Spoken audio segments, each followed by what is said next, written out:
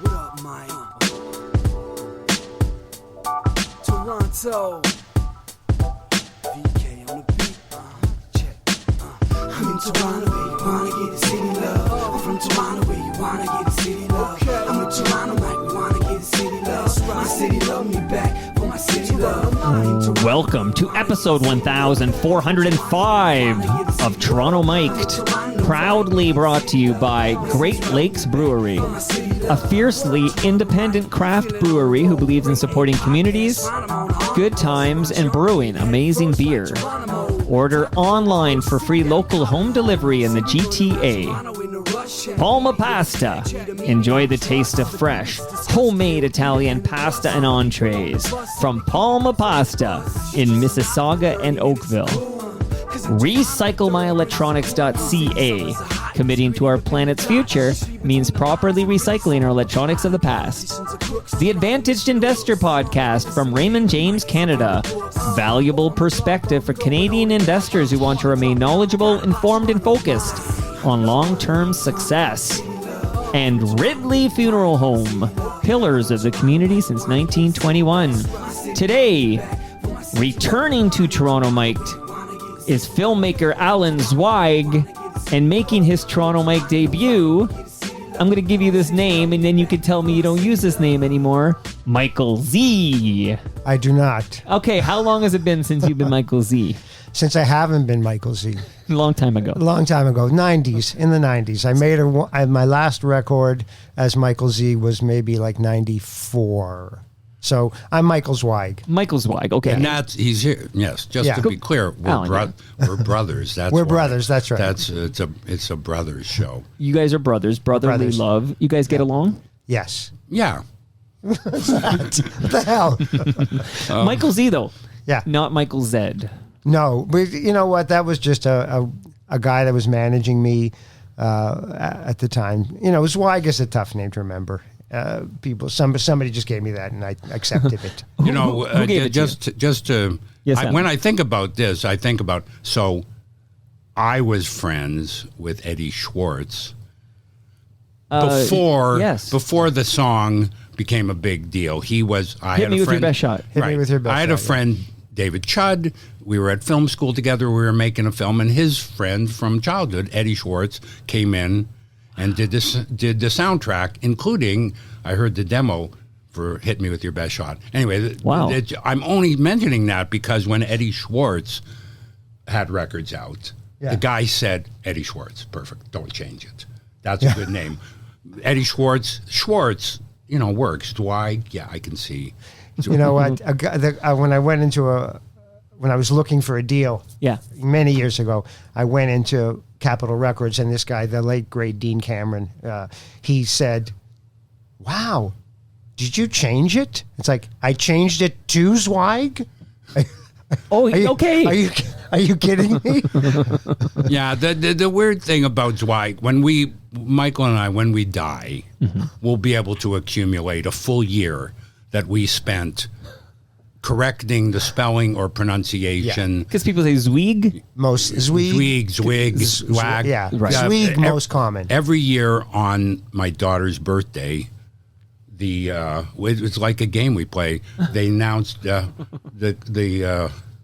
birthdays on the PA, and honey, what they call you this year? Kelly Zwick or something like. It's like they don't even get her first name right. So, well, look, I'm happy to meet you, Michael Zweig. Me too. We have the same first name, but you're a Michael. I'm a Mike. Let's not confuse those two things. And Alan, I'm glad that you're back, man. We have a lot of correspondence, like so a lot of kvetching from me, and which a lot I appreciate. Of defensiveness from you. We can air it all out at some point here. I have some clips. We're going to learn all about the fresh meat in the room. That's you, Michael. Okay. And we are going to, get some feedback from Alan, because I do appreciate that you listen, and I do want to hear all the feedback, be it positive or negative. I just want to let people know Alan has been on the show before. So if you want to hear the A to Z of Alan Zweig's career, very nice. January 2023 is when you drop by. That's a year ago. Every year Alan's going to drop by. No, what? Really? Yeah. I took a note. Okay. January 2023. and it was episode 1195. And here's the description I wrote at the time. Filmmaker Alan Zweig dropped by to chat about his documentaries, From Vinyl and Hurt to When Jews Were Funny, which we're going to talk about later because I know, Michael, you're involved in that too, and the many FOTMs to whom you are connected. I believe Blair Packham's the guy who connected us. Is that right? No, Jim Shedden connected us. You know what? Blair could have connected you with Michael. No, Blair and I, have. Yeah, we've been friends Blair for should have many brought years. in Michael after he brought in David Steinberg, but I had to. You had to. I had to. Well, I'm excited that to do wrong. this. I'm excited to learn more about Michael and to catch up with you, Alan. Okay. Can we, off the top, do you mind? I feel like the name Shecky Green is not appreciated enough by my Gen X cohorts, and I'm wondering if you could maybe just share a word or two about, meeting Shecky Green, who just died at the age of 97. You're asking Michael to do that or me? No, you. You, Alan. Only because I saw on social media you were Okay, referencing yeah. it. Well, half the reason I even came up with the idea for my film When Jews Were Funny was to try and meet the Jewish comedians of my childhood, the ones who had been on Ed Sullivan, essentially. And Right. I had a producer, Perry, who had produced the Super Dave show and a couple other shows, and he knew a few. Unfortunately, he didn't know Mel Brooks or Jerry Seinfeld or Right. etc. The ones Mel Brooks was the one I was aiming for, because Mel Brooks was the first person who I saw made my father kill himself laughing, and that was such a rare thing. Anyway, Perry did, however, know four guys: Shecky Green, Shelley Berman, the Norm Crosby, and Jack Carter. Jack Carter. And all of those, every one of those was a thrilling experience for me. Jack Carter probably the most thrilling, just because he had the most modest house, and you knocked at the door and fucking Jack Carter answered. There he is. But Shecky, we had to drive to Palm Springs, and that's what I most remember. If you ever drive to Palm Springs from L.A., you got to drive through this long, many miles of those electric windmills, Right. to the point that you're like, you think there's somebody, Mars is sending messages into your head, the whir of those things. And then you get the famous Palm Springs, and again, it's a nice house, not an amazing house, and Shaggy Green answered the door. Wow. And I can't really talk adequately about Shaggy Green. What I suggest you do is, there's this WFMU website, and there the great Canadian writer Cliff Nestoroff wrote a piece about Shecky Green, about the transgressive comedy of Shecky Green. He was not just some guy, hey, I'm Shecky, I'm whatever. Right. He was like a great comedian, and yeah, he just died. He was 97. Well, and he was very generous to me, and he did kind of exactly what I wanted all those guys to do, which was completely argue with my premise. Well, shout out to Ridley Funeral Home. We lost Shecky Green, and thanks for that little story. But somebody else that we lost in 2023, I want to ask Michael about, because it's going to help bring us to your origin story as we learn more about your career. But could you spend a few moments telling us what it was like to play with FOTM Bob Segarini? Oh, yeah. He my friend Vic, who was in that band too and played with me many years, Victor Darcy.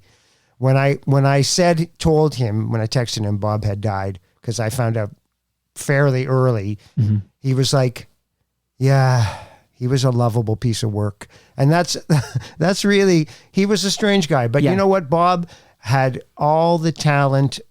I don't know why he didn't get any. Well, we know why, because every time he had an opportunity, he shot himself in the foot, almost intentionally, if you ask me. And, you know what? He get that much music, like all the city TV, if you will. Like, he had all these opportunities queuing us out, and then he would fuck it up. Like, he would say something or do something stupid, and then they'd say goodbye. A lot of guys like him, people that are successful, they just heed their own advice. And they don't really take a lot of input, and that was what Bob was like. And anytime he took a big swing to do something, right, whatever, like put the cat's face in yogurt. I think that's how he lost that gig, right? Was that Much Music? He was City an TV? all-night guy on City. Right. And something happened with a cat where he did something and he threw the cat, and then they said he got complaints and the cat, and then the next episode he's got the cat back and saying, see, the cat's fine, and then jams its face into a little yogurt cup.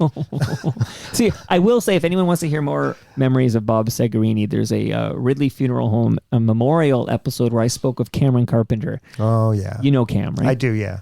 He's a good guy. Him really good guy. And these are all guys I know so many. That's the other thing. I know so many guys through Bob. I met Burton Cummings through Bob. They were like closest friends in the 80s. And that's when I played with Bob. Bob produced a record for me.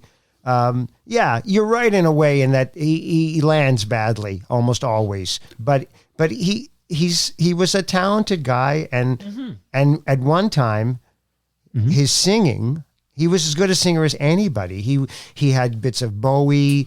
Yeah. The first, I met Bob much later. I mean, I met him maybe through Michael, but I went to interview him much later. And the thing that I appreciated about him was he dropped a lot of names because he was actually in LA in the 60s and he was hanging out genuinely with people. He has a great story about when he met Nilsson. But anyway, he made the very first record that he made was in a band called Family Tree. And that record is fucking great. It's like a great orchestral pop record from the 60s. Yeah, Bob was great. Bob was great. Yeah. I mean, he was, he abused himself and they couldn't really sing that much at the end. And I don't even know if he was he wasn't that old. He was 75 or something, maybe? Something like that. Yeah. Did you guys ever see the Edison Twins, the Canadian series? Not only did I see it, I drove on it. I drove on it. I drove Sonny Besson Thrasher many times, and I knew them. So yeah, I know. If you want to talk about driving on movies, we could do. What the hell? I'm trying to figure out what that means. Like you drive people to the set. There's a transportation department on every film, and usually they're IATSE guys, but. The stars have to get to the set. Of course. Then people have to drive the trucks. Then people have to drive the Winnebagos. Then people have to empty the shit out of the Winnebagos. We call that dumping a Winnie. We do all those jobs. And yes, I drove. For the Edison Twins. I drove for the Edison Twins. I have it's not a good story, but I have stories. I drove on the Follow That Bird, which was the... I seen Follow That Bird with Sesame Street movie. Course, I have lots of stories, but I'm not here to tell my listen, you're kind of the co-host of this episode, and we will have I need a little Alan in the mix here, okay? So we're going to go deep into the life of Michael Zweig. Of course, the reason without ever mentioning his brother or anybody member of his family. I brought up Edison Twins for a reason, just not to leave everyone hanging, but Bob Segarini wrote and sang the theme song to the Edison Twins. That's why I brought up the Edison Twins. Yeah, I don't know. I think I've heard it. It's a good song. I mean, again, the Edison Twins. Dun, dun, dun, dun, dun, dun, dun. How does that go? Do I have a feature? That was good. Okay, Michael. So, Michael, we're talking about Bob Segarini because you in the... you played with Bob Segarini. I played with Bob, and then he produced a record for me with his label that went under. There's a guy. Which label is that? Is that Ready Records? No. Ready Records was a guy named Andy Crosby. Okay. So I need to know this stuff, Michael. Okay, so here's this. I'll just give you a quick. Or take your time. I played with when I met my friend Victor, who I just mentioned. I was playing with a guy named Danny Brooks, who was then called Danny Middlebrook. I don't know if you know Danny Brooks. He's great. He's a great blues guy. Okay. Plays, the harmonica holder stuff and a resonator guitar, and his wife plays a cajon, and he's kind of the real deal. Anyways, somebody told me that Bob was gonna be looking for a whole new band. I think he had fired his whole band, or the record company made him. Anyways, I was thrilled because I was a fan, and me and Vic went to his house. And we didn't even audition. It was like noon, and he was drinking Jack Daniels, and so we hung around all day. Then Danny Brooks found out that we had done that, and so he fired us. And so then we started a band, and sometime later, that band became Bob's band for like, I don't know, 8 months or something like that. It was good. The 70s, right? Late 70s? Would have to be. No, 80s. Okay, 80s. Okay. I'm just going to interject so maybe you don't get to this. My brother started life in show business as kind of like a hotshot young guitar player. And for the first 10 years or so, he was somebody's hotshot guitar player. Right. You know, Michael Hasek, Ray Materik, you know, Lisa Hart. Linda Lisa put the Hart, coffee on. Peter Lisa Foldy, Hart. Peter Foldy. Etc. And then he morphed into, you know, then he started getting his songs out there and got his own company, his own records. Yes. With him Okay, singing. do you want to get to that? Okay, so I mentioned Ready Records. No, I'm more interested in all the people he's played with, like Del Shannon and Herman's Hermits. So sometime after that whole thing with Bob kind of went tits up, and I didn't have. Then I still had that band, and we were playing 60 stuff, and somehow we got hooked up with the guy who brought the bands in for Lulu's. Do you remember Lulu's in Kitchener? Maybe you don't. No. Lulu's was one of the complaints your brother has is that I'm too young. I think that's one of the complaints. Well, I'm kind of surprised that you don't know Lulu's, but it was a big club just outside of Kitchener. Okay. And also, I'm not as cool as you guys also. Yeah, so. no, Lulu's is, I'll tell you, absolutely Lulu's is not a cool place. Lulu's was a place where you weren't allowed to wear jeans in Lulu's, and if you came in with jeans, they told you have to put these on, which were green sweats. So that was your kind of punishment for showing up with jeans. Here, you can't get in. You're wearing this. It was a big club that had oldies guys in it. And we used to, when those oldies guys would come into town to play Lulu's, which had house bands, if they wanted to do gigs elsewhere, then sometimes we would back them up. And that was really one of the greatest times for me. Playing with all those guys. Like? Yeah, name drop. Peter Noon was the first one. And amazing, this was an amazing thing. Like, again, somebody gave me like his number. You gotta call Peter and set up the gig. And I just was like, I was terrified. I called Peter and said, hello. And I can't believe I'm talking to Peter Noon. I had Del Shannon's number. Wow. I played with Bo Diddley. Wow. We played with Little Anthony. There's my Little Anthony story. So it was this was do you remember the old Ontario Place Forum? That I do remember, yes. Finally. Yeah. Okay, so we played, it was like a Richard Nader show of like a cavalcade. So it was a Friday night and a Saturday afternoon, Saturday night. And Friday night, and I don't read music. A couple of the guys in the band read, a couple of the guys didn't. We hired a couple of horn players who, of course, read. And we were sitting with the musical director, Little Anthony's musical director, and said, must be tough working with a different band every night. And he said, yeah, no, it usually works out okay, but some of these guys, they don't even read. like, I know, that is stupid. That is awful. Anyways, that was a fantastic experience. Fabian, I don't know if you remember Fabian. Yeah, I know Fabian, yeah. Gary Lewis of Gary Lewis and the Playboys. Yes. I'm trying to think. Oh, Leslie Gore. Yeah. Lou Christie. Wow. Lou Christie. Wow. Yeah. No, these were, it was amazing. Leslie Gore was really nice. She was the only one who bought us a round of drinks. So that was, Billy J. Kramer. That was another one. Billy J. Kramer and the Dakotas. You know Billy J. Kramer, right? From the Beatles era.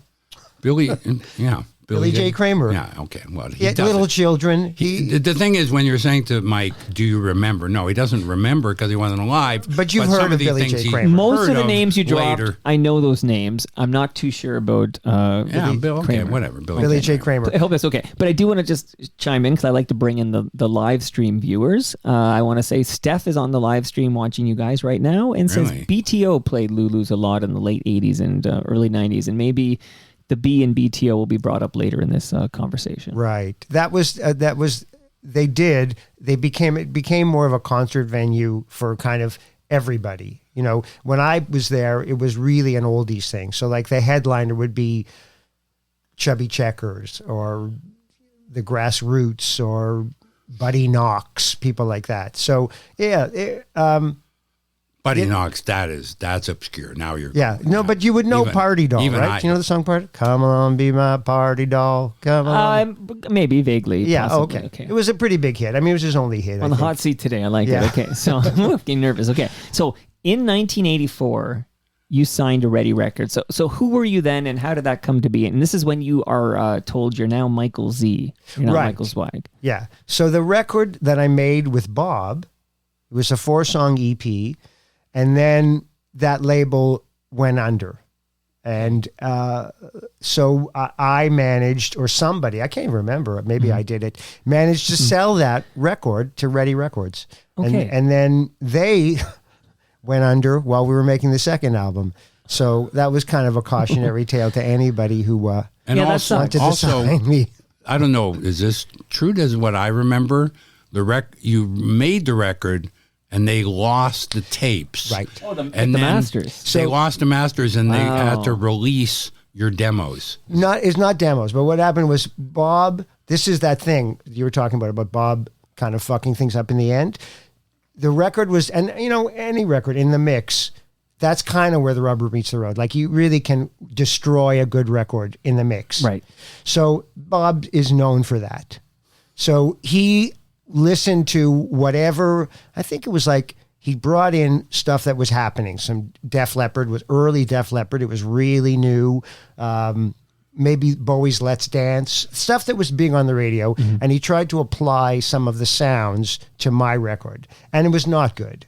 So when they went under, we remixed it. The receivers let us remix it. Then I sold it to Ready with a remix. Said, we're going to have to mix this. The guy who put the money up, anyways, he left the I think he sold them the master tapes just for stock tape. Whoa. Just to make some money back. Because, those things were, I mean, in 1984, they were $250 a reel.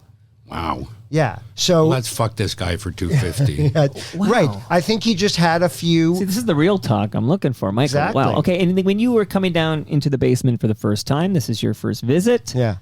I said, watch your head. And then I think you said something like, oh, I'm not that tall. And I'm like, well, listen, I know how tall you are. Okay. You're tall enough to hit your head. And I know because the name of this EP, this first record, is called 5'7", maybe 5'8". Yeah, but I was never 5'8", and I don't think I'm 5'7" anymore.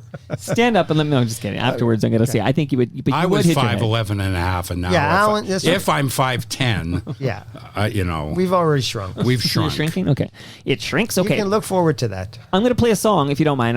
I really enjoyed this song when I discovered it. It's from 5'7", maybe 5'8", to give us a taste of what Michael Z sounded like, and then we'll talk more about it.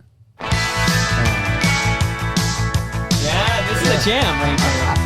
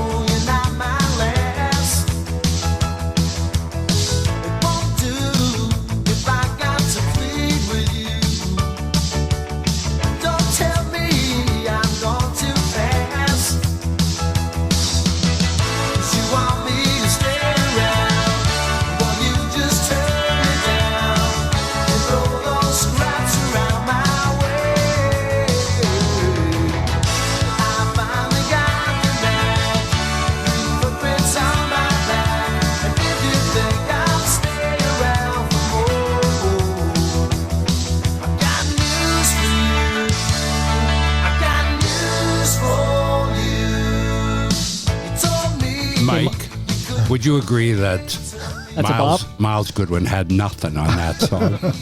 I know you're obsessed with Miles Goodwin lately, so I'm just saying. Lately I'm obsessed with him. If, Only died. April Wine, if April Wine had put out that song, it would have been a big hit. But you know what, Alan, what I'm really thinking is that I have a visit, 2 weeks. Rob Pruce is going to be here. And Again. I'm going to play this. I'm going to play this for Rob. Yeah, my label mate. Okay, so you know Rob. I don't know them well, the Spoons. I know who they are. I mean, I've met them. And, Gord Depp. He's out there. It's much... Doing this. Well, Gord and Sandy still have the band together. They just but also Gord, I like, this is a thing where I actually quite admire Gord.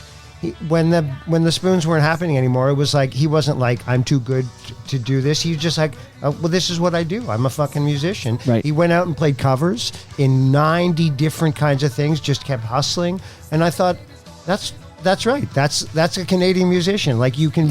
You know, in a way, it's easier for my brother that he was never as successful as the Spoons because he has nowhere to go down. I stay on a level plane, and Right. then it's like there's little lumps. But that was nice. You know, anyway, I just have to say, it as my brother's brother, it was hard to watch somebody, you know, make good songs, good whatever. I used to, you know, whatever, like in the world of, it's funny that this one is on the YouTube as AOR. This is like, that's what they're calling it. Yeah, I know.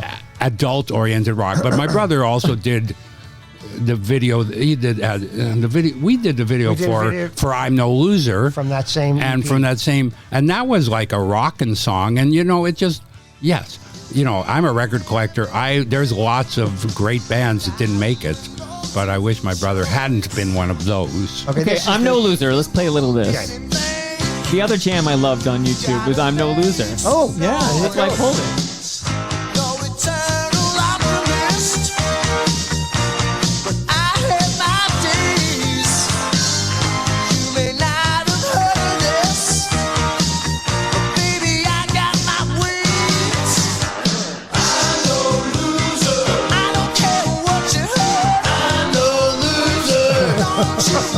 Wait, go get to the chorus. Is this the chorus? Here, no. Oh, this is not the 5758. What song is that in? I think it's in the like the outro. Okay. Okay, well, just Yeah. be Anyway. the conductor and go like that, and I'll bring her up. Anyway, but that okay. was an unkind thing I said about that. Michael was never as big as the Spoons. I'm not. Well, okay, well, there's no I- Nova he Heart in your catalog. There is no. No, I don't feel bad about it. You It's know, the truth. I wasn't. And let's talk about the hair for a moment, if you don't mind. So I'm on YouTube, right? So they have the album covers and stuff. And Yeah. then, so I think at my door, I think you're gonna have that hair, but you don't you have really? it. No, I didn't really. But you know, I That was played. 1984. Okay. I'm 66. Michael was very handsome back there on that cover. I was a He better-looking guy. He was like Al Pacino, I didn't a say you were Jewish bad Al looking. Pacino. Yeah, I didn't say you were bad No, looking. I know. You're still a handsome guy. Oh, thank I just noticed the hair's much shorter. Yeah, no, I can't do that with my hair anymore. And Although I mean, you would nobody think, does. in Burton Cummings' band, they would want the guitar player to have hair like Michael Z. They might, but I don't offer that option. Okay, so anymore. give me the what happens to Michael my Z? I know hair? you are Michael Z. No, okay, what happened to your hair? That's what I I really just want to shaved know. it off. You know what? I did have like that hair. I had really long hair. I mean, I had ponytail hair, Yeah. but I think it just got to be like, I don't know. It's a lot to take care of, and I A didn't lot of want it maintenance. anymore. A lot of Yeah, maintenance. Yeah. Time to move on. Yeah, You got bigger absolutely. fish to fry. And then, And I don't want hair. do you have any Seventh Son there on YouTube? You know what? I couldn't find. I know. I want to talk next about Seventh Son because I know it was the Knockouts, right? And then the Knockouts become Became Seventh Seventh Son because So there tell was us a that. Knockouts. 'Cause I because- was trying to look for She's Insane. I found a live version, but I wasn't happy with it. But tell me what happens with you and the Knockouts, which become Seventh Son. Okay, but I should also mention the record company that I put out Seventh Son on Yeah. went under. So You're snake bitten. yeah. So That's shitty. yeah, the Knockouts was these Wait, am I bringing guys. this up though? Is there something we're listening for? Hold on. There it is. Nice. Maybe 5'8". That's what I'm saying. Mike. Well, I just remembered Alan said, or somebody, you said it was at the end, and I'm like, It well, is. this is the end. Okay, yeah, Yeah. for sure. You're Okay. very nice good. call. You're good at the. I have to admit, having Well, just Does experienced. it hurt you to admit this? No, because you know this is kind of whatever inside baseball, but I like inside because I'm involved with some people, including Jim Shedden, and we do our little podcast. We've done. It's not a serious. Your producer was money-making here with thing, him. right? And we used to do the episode and then take it away for 2 months to try and edit it. And in the meantime, I come here and he puts it out 5 minutes after I leave the basement. That is correct. And I said to our group, why don't we do it more like Toronto Mike? So they came here to learn how to do it.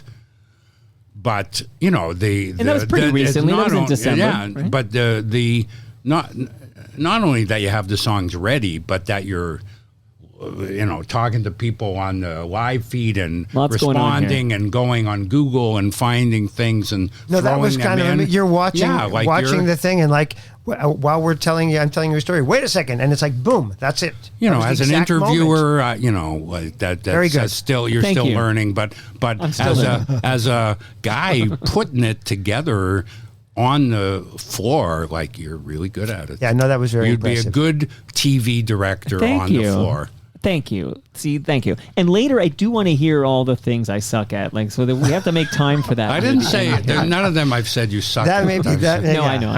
How long will that be? Maybe it'll be. Maybe he'll come back. We need a whole show. Yeah, we'll need a whole show. I'll come on with after every episode. I'll come on with Robert Lawson. We'll do an after show, and we'll fact check everything you've ever said. We'll talk about Robert Lawson. Don't worry. But at some point, when Burton Cummings organically comes up, I have some music and stuff.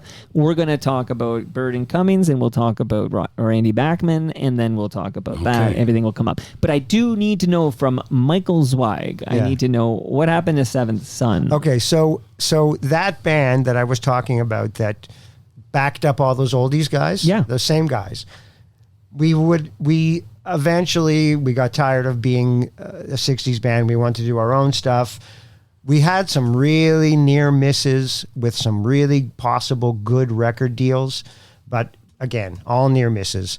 We ended up getting signed to this guy, started his own label, this guy who left CBS.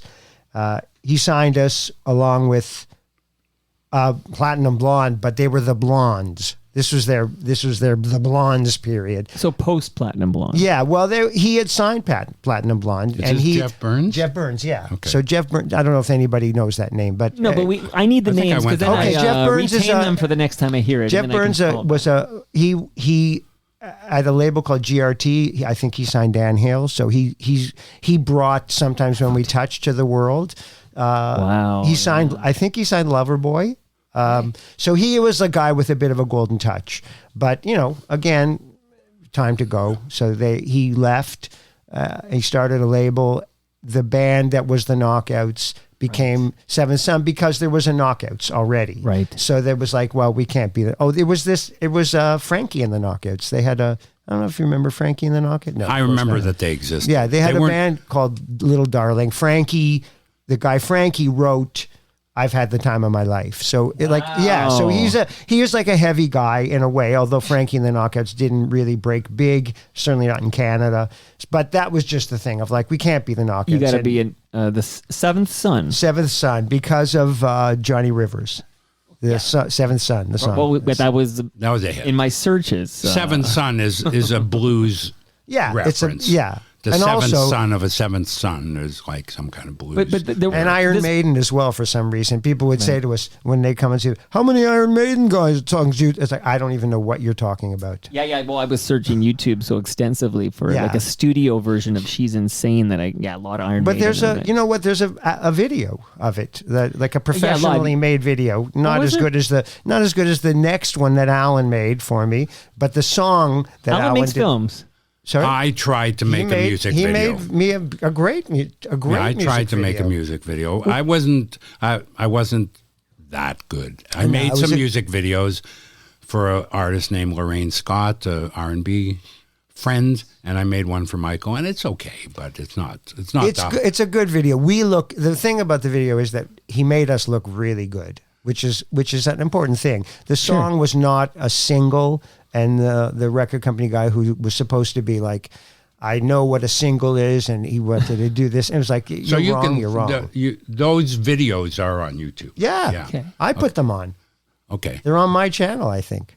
Okay, Mike, he'll lace it into the interview. I'm sure he's already looking now. He's looking, but he's not finding. I know I'm not looking at all, but I do have some choice clips. We're going to get plenty of Michael Zweig. Do not worry. But I need to know what happens to Seventh Son. So then I need some closure here. The closure is that we made a record. We had a little bit of action on a song called She's Insane.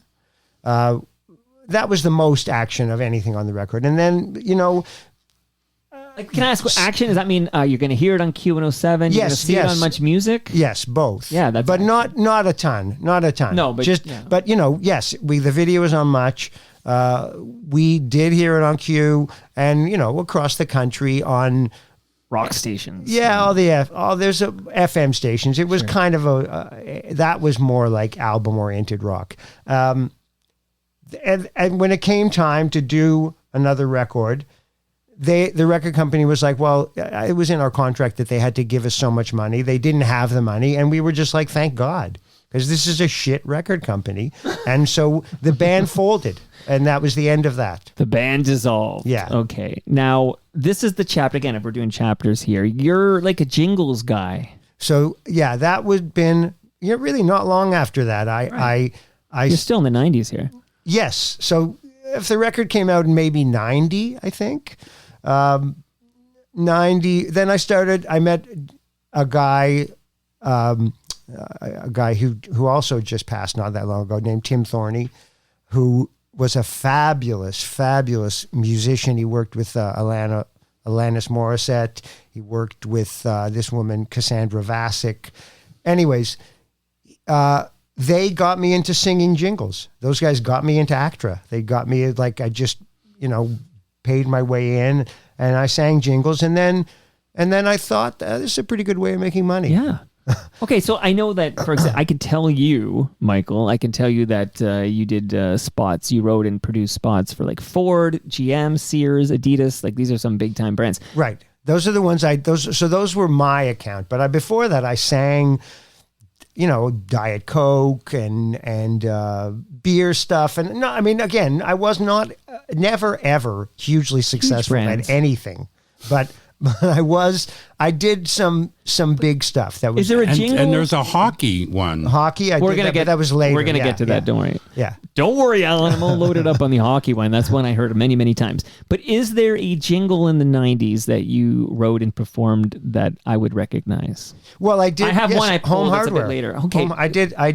I did Home Hardware. Anything that says homeowners helping homeowners, I did. Unless they're still using it now. But you didn't make that up. Come on. I don't write copy. I don't write copy. Homeowners helping homeowners. That's theirs. That's their line. That you have to work it. Yeah. That guy is successful wherever he is. Can I play a song I remember about a place I was literally at earlier today? Okay. Is that quite the teaser? How's that? I don't know what you're talking about, but go. Oh. All right, let her roll. Let her roll.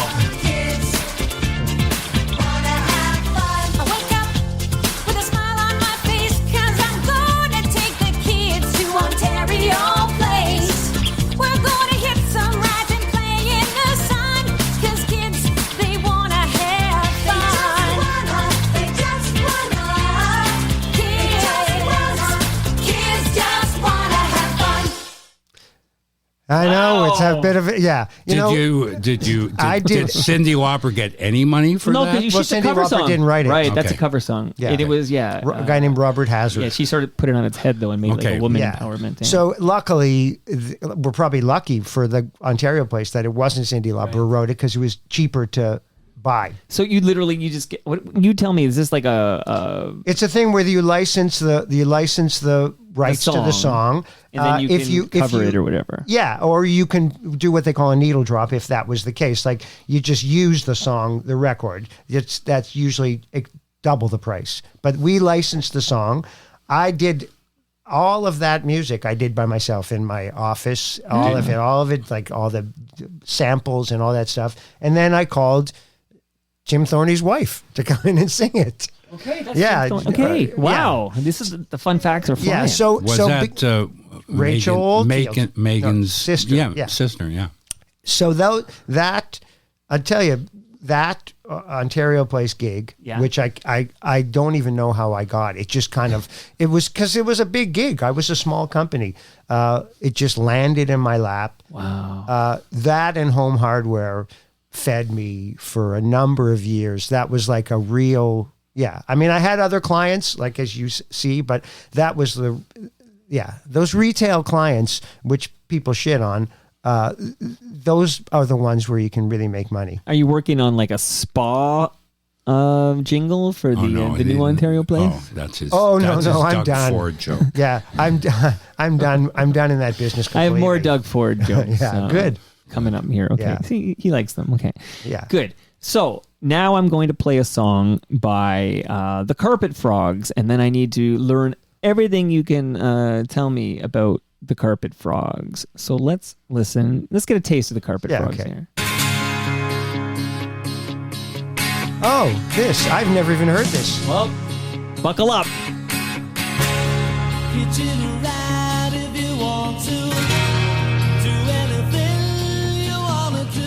I just heard the Trans-Canada Highwaymen sing this song. So. Do you know where is this from? This is Loving You Ain't Easy. It's Bagley No, I know Arrow. what it is, but So I don't know is if this is the Carpet Frogs that I was in. What's this from? Frog Curry? Okay, well, so there's multiple Carpet Frogs. How does Carpet Frogs... Tell us, what is the Carpet Frogs? Carpet Frogs is a band started by a guy named Nick Sinopoli, who's still in the band. Okay. Like a classic rock cover band. Like a party band. Yes. And they're the world's greatest cover we're the band. the best band you've never heard of. And I'll just say, I don't want to jump too far I think this is your ahead. Carpet Frogs. It just might be, I don't know which iteration of this. You know, you should... Do you have Where is it from? Do you have the Christmas song that the Carpet Frogs did on there? I think you find the old Christmas song. With the Because Michael wrote some songs for the Carpet Frogs, good songs that they've put out, not just covers, but... No, we have an album that I don't know if you find it on YouTube, but I'm trying to think if this is because they covered this in a band with Greg Godovitz. Otto, FOTM, Greg Godovitz. Okay. Is he an FOTM? Yeah. You found it. This is the Christmas song that we did. Yeah. When I think of all the things I love about Christmas, whether it's snowflakes falling or all that Yuletide cheer. But if you're not sitting down beside me at Christmas, Just go to the chorus. It's a good song. Yeah.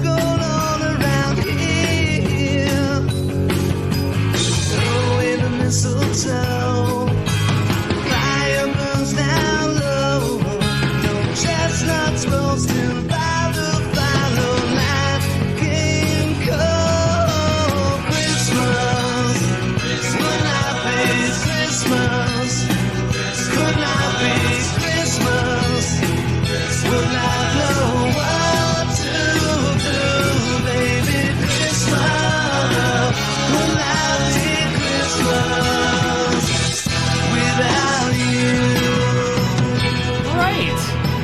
Now, that's Nick Sinopoli singing. Why wasn't that a big hit? Why? You know, I was just thinking of this earlier. That's so nice. When your younger brother is 66, should you stop saying he's your little brother? But anyway, my little brother has written some great songs, and all of them could have been hits. He could be, they could be covering him in the highway, in the Trans-Canada Highwaymen, but it's just bad luck. Or maybe because we're Jewish. That could be. It could be because we're Jewish. But you know what? But you know what's interesting about that song is, first of all, Nick Sinopoli, that was the first thing we ever did together when I joined the Carpet Frogs. He wrote all the lyrics except for the chorus. I wrote that song one year to my wife when I had no money, and so I wrote a whole song, and I made fun a lot of her mother. But then it came to the chorus, which is a sentiment: Christmas would not be Christmas without you. Meaning my wife, not my ex. No, I'm glad my late mother-in-law. Right. We dug this up. I'm glad. But now tell me though. So the Carpet Frogs, we get this is like the world's best party band, Toronto-based rock band. But how does Randy Bachman and Burton Cummings? What do they have to do with the Carpet Frogs? So educate me, Michael. I will. So before I was even in the Carpet Frogs,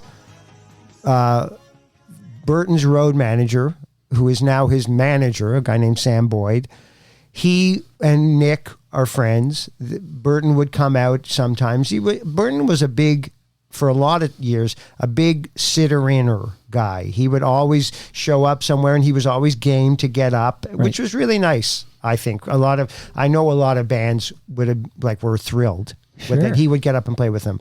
So there was a bit of a connection, and then at one point, I would say in 2002, he decided he wanted to have a band. Like to go out and play, because he had been doing like singles shows, like playing Up Close and Alone, just piano and him.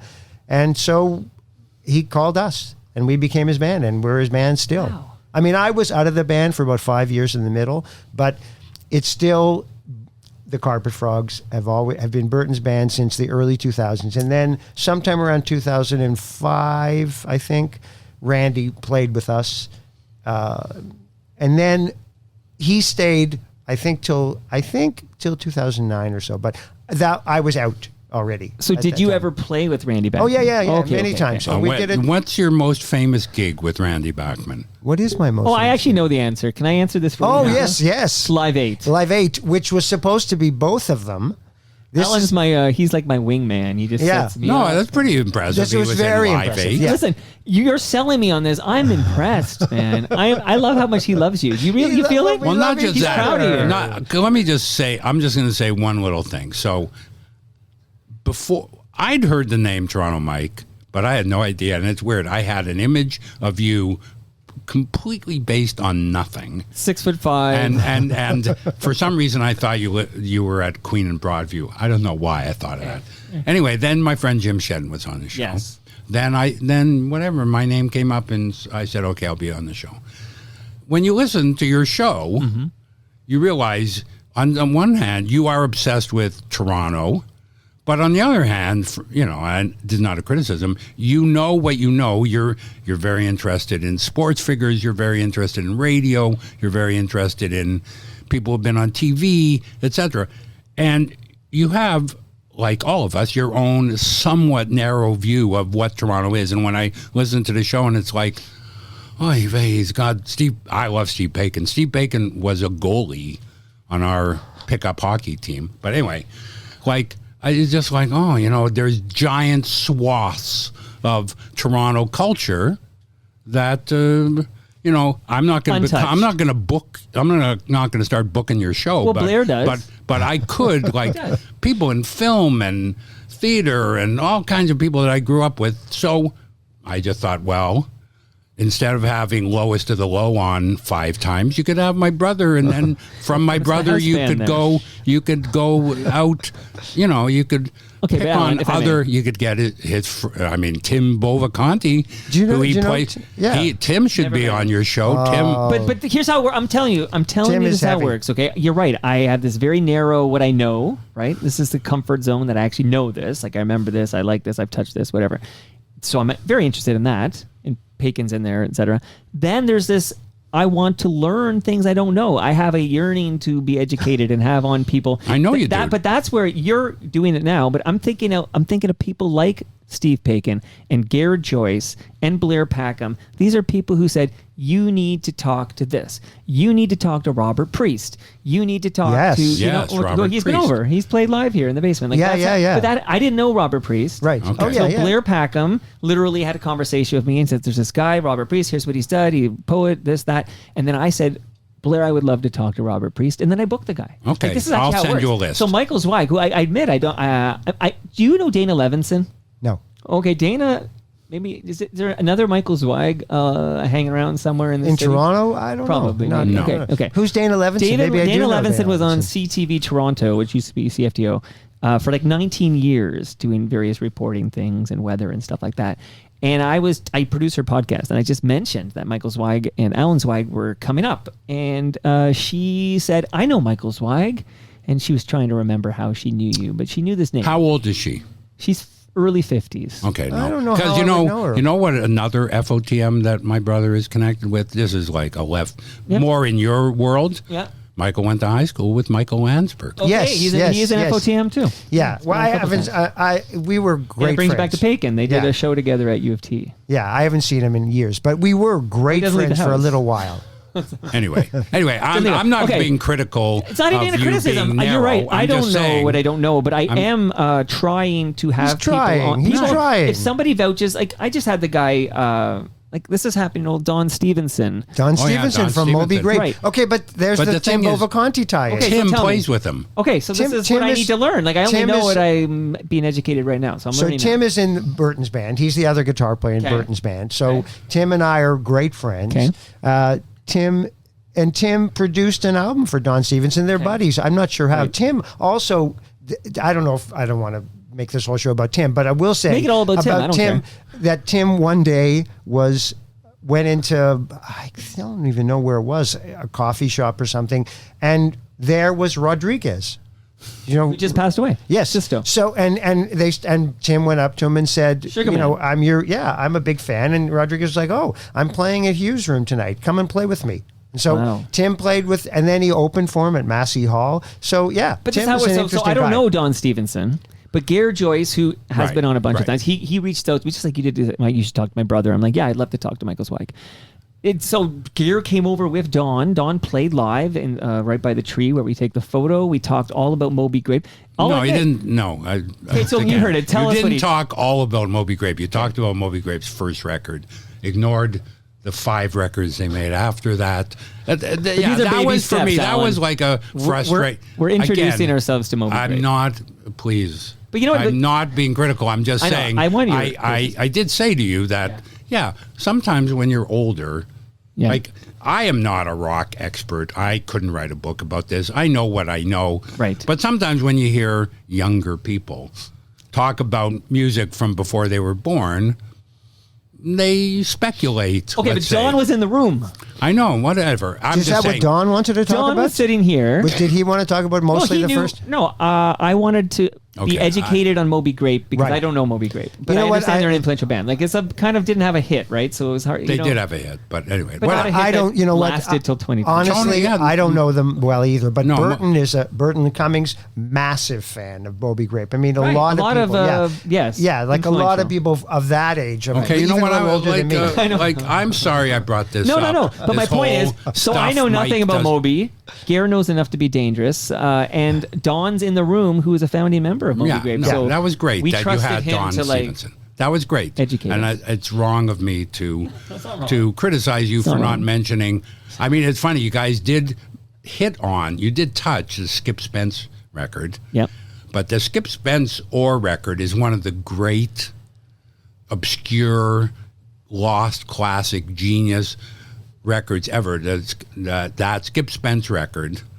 One time I was in this guy's apartment and he had an amazing record collection, and he was selling every record for $5, whatever it was. And it came to the Skip Spence record, a record I'd wanted all my life. And he said $5, and I was like, dude, you could get $50 for this easy. You could get $100 for this.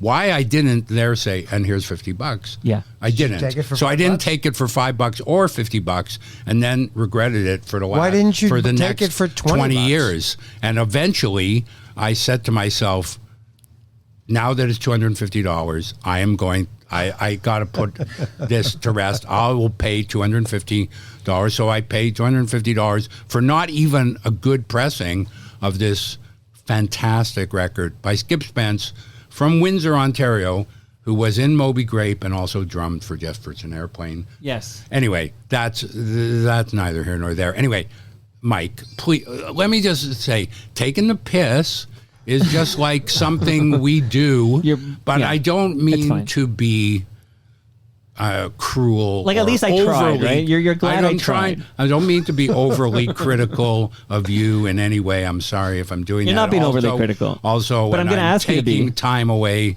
from my little brother. Honestly, I've got more clips for Michael Zweig. We got a lot of, I got the Hockey Night song. I won't. Tom Cochran questions, okay? But I need to know this. No, I'm the boss. I'm the boss around here. And Alan, here's what I want you to do, since we mentioned the Carpet Frogs and we mentioned Live 8 and of course Burton Cummings and Randy Bachman and of course your brother Michael playing with them. That is awesome. And you played on their jukebox CD. Yep, I did. Amazing. And so Burton has a new record. Yeah. So the Live 8 thing, Burton was supposed to be there. we had played the night before, Burton and us, in whatever, King Carden, I think it was. And then we were going to go right to Barrie to do this thing. Burton was sick as a dog. And so we showed up there without Burton. And Randy had come in from somewhere out west. He didn't know Burton wasn't coming, or he would have brought his own band. So we got lucky. And he just said, okay, we barely knew Randy at that point. Right. Really, barely knew him. And he just said, okay, we're doing this, and we did it. Oh, cool. BTO songs. Mostly. BTO songs. But he did this weird thing that Randy does this stuff. I don't know why. He reimagines his stuff, and it's like, maybe that's not like really a different version. Yeah, of a but hit it's song, like, why are you doing that? Like this song Bob is so Dylan great. does that all the time. So who does? Bob Dylan. You know what? Randy Bachman is no Bob That's Dylan. what I hate to say. Randy Bachman's no Bob Dylan. But the I thing like is, these Randy. These are songs that are so like iconic. Like Ain't Seen Nothing Yet. He'll be make it like a jazzier. Well, I don't know. Do you know Four Wheel Drive? Are you a? No, I only know the stuff I hear in Q107. The big stuff. Okay, so what he did was and we were kind of like aghast. You could see our faces. He said he wants to do Ain't Seen Nothing Yet, Hey You, and of course end with Taking Care of Business. Of course. But he wanted to do Ain't Seen Nothing Yet and Hey You in a medley where we made Ain't Seen Nothing Yet sound like it was Hey You, and he just sang the words, and it was just like, what? This is like that's such a great song. Right. Why are you killing it for Hey You? Especially for so that's what we did. Yeah. So like of all the places to fuck with your material, we did not 3 songs, and 2 of them were a shitty medley. But wasn't his first choice? I want to do Ain't Seen Nothing Yet, like we're Sergio Mendes. Right? Yeah. No. He would do some song. He would say like, "Oh, we do this song usually as a line dance." And it's like, what is that about? I love the Bachman stories. I hope Robert Lawson is listening right now. But I am. Go ahead, Alan. I am going to say, I did say this on your Twitter. Everybody in Canada has listened to Randy Bachman tell stories like on Vinyl Tap and rolled their eyes. And yet, when you, fact checked him. When Robert Lawson fact checked. When you hosted a guy fact checking him a month after he was gracious enough to be on your show. Yeah, that bugged you. For the first time in my life, I felt sorry for Randy Bachman. That's all I can say. I really do want to explore this a little further. Okay, so no, please let's just a little bit, because it's one of this, and then maybe Buffy St. Marie. Those are the topics. No, well, you can always say not going there. What do you want to say? Robert Case. We'll stick to this. Randy Bachman was on Toronto Mic'd. I think I only had a half an hour with him. I might have taken an extra 10 minutes because he's talking about getting BTO back together with his son, and he talks about Fred Turner and everything. Okay, so I loved the episode. I said, and I didn't hide that. I loved my chat with Randy Bachman. But then, for unrelated reasons, I was chatting with an FOTM named Robert Lawson, who wrote a book about the Guess Who. Yeah, I've read the book. Okay, he manages Sunrise Records at Cloverdale Mall, and that's why I was that's why I was chatting. I know. Yeah, I know Cloverdale Mall. Like, I'm in Etobicoke here. Okay, he's just shout out to go Etobicoke. there after my therapist, who was on the East Mall. There you go. And I'm like, they have a great home hardware, by the way. Oh. They have a great, this all comes back to Michael Zweig. Yeah. They have a great home hardware. If you want to I'm done with home hardware. If you want to they left me alone. If you want to revisit 1984, when my brother had his first records, go to the Cloverdale Mall. Yes. Okay. Right. So Robert Lawson manages that location. Anyway, so I'm chatting with Robert about that, and he's like, I heard Randy Bachman. Of course, he's a big Guess Who guy. Yeah. He goes, I have grievances, or I can't remember his exact semantics. I take exception. He goes, and I said, I wanted to have you on to chat about this Cloverdale Mall Sunrise Records thing. And I said, why don't you fact check him? And he says, okay. So yes, I did host a show in which a man who wrote a book about the Guess Who fact-checked Randy Bachman, and I thoroughly entertained it, but I don't think Randy Bachman was particularly hurt by this. What were some of the facts? Oh, come on. Let's not go back go there. Listen to this. How about this? I'm just saying. You should listen to this episode of Robert Lawson fact-checking I'm Randy Bachman. sure many people... It's wild. I'm sure many people... Listen, I know Randy, and he's a good storyteller. He's an excellent storyteller, and he doesn't let the facts fuck up the flavor of his stories. You know what? And who cares where American Woman was written? Right. The stories are fun. Well, someone can care about that, right? Like, this does bother me because I don't need to print the legend because it's a better story. Like, I'd rather know the truth than the better story. I know, but Mike, would you put on your website, come talk on Toronto Mike, but if you get any facts wrong, I'm going to have a guy a month later fact-check everything you said. Okay. How many guests would you get? This is episode 1000. The funny thing is, shortly after that, Rick Emmett ghosted me for a chat, right, okay?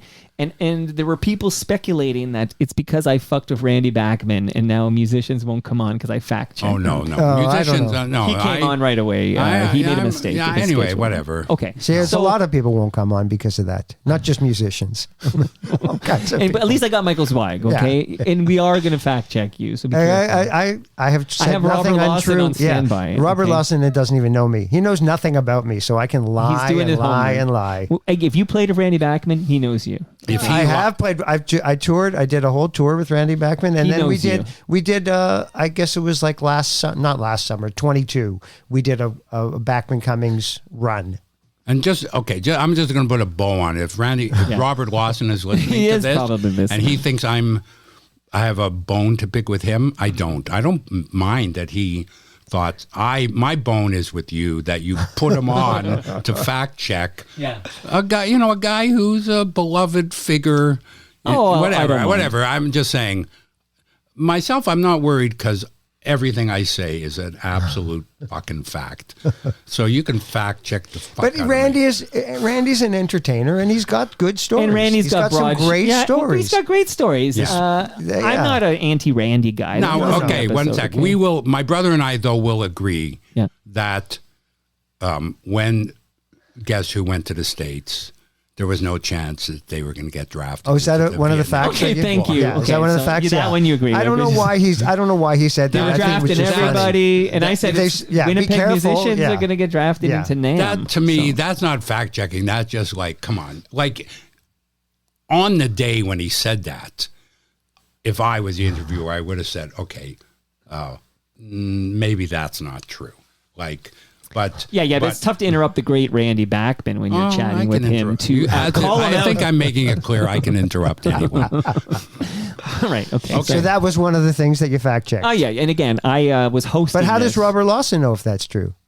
Well, Robert Just 'cause Lawson it doesn't sound true. doesn't believe that they were drafting Canadian citizens. No, it's not possible. They could not possibly. Otherwise, Miles Goodwin would have been in Vietnam. Well, everybody, look at Moxie used to go down to Texas all the time. Now, Segarini's American. He could have been drafted.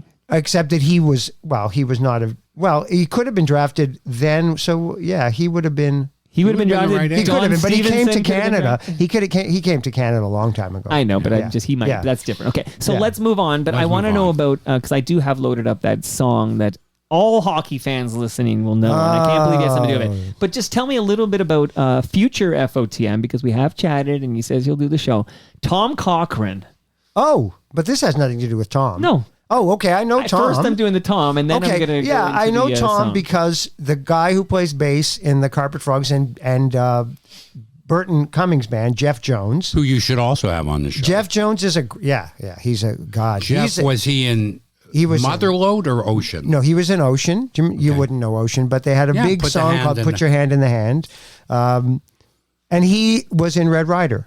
He joined Red Rider. I don't know if you know that there was a Red Rider before Tom. Yes, I do know that. Yeah, and they were great, but they didn't have those great songs, and they didn't have a great singer. Tom was a good friend of Dean Cameron's. I mentioned him earlier, and you said to. Well, I know who many people I know were mourning his loss when he passed away. I've never met him actually. Yeah, he was a great guy.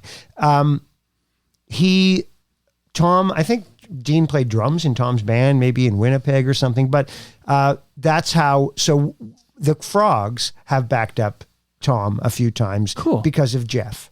All right. Which is so you played a pleasure. But sometimes when Burton goes out, Tom Cochran wants Jeff, and then somebody subs. Oh, in. Jim Nielsen, who was in the Knockouts. Yeah. Plays with us. Jim Nielsen. Everything's everything connected. That's together. why we gotta do this. That's why Alan's here. Well, to remind me of all the other guys that and I'm Alan's but also people you should Jeff Jones definitely Tim Bovaconti. You should Jeff turn Jones. him into an FOTM because he can connect you with lots of things. Yeah. Also, Alex Lifeson's a friend of his. Jeff's wife Sarah is a film editor.